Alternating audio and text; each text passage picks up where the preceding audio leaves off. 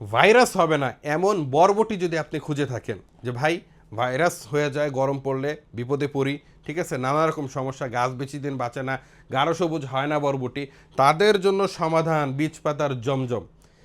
Virus হবে না ইনশাল্লাহ, বরবটি হবে একদম পারফেক্ট সাইজ 60 সেন্টিমিটার মানে 2 ফিট, এবং খুবই ভালো ফলন হয়। আমাদের যে পরামর্শটা আপনাদেরকে দিয়ে দিব সেটা ফলো করবেন।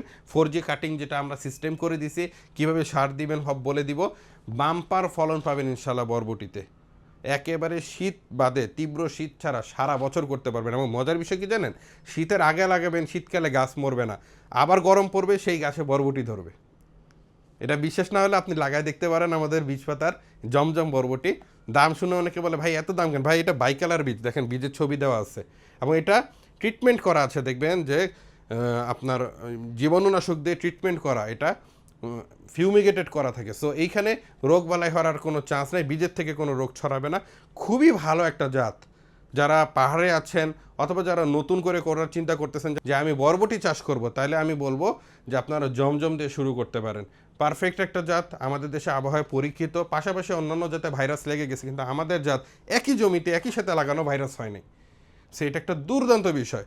তো জমজমটা বাংলাদেশে বিশাল একটা মার্কেট ইনশাল্লাহ আছে। আপনি যদি এই জমজমের সাথী হতে চান তাহলে আজই আমাদেরকে ইনবক্স করুন।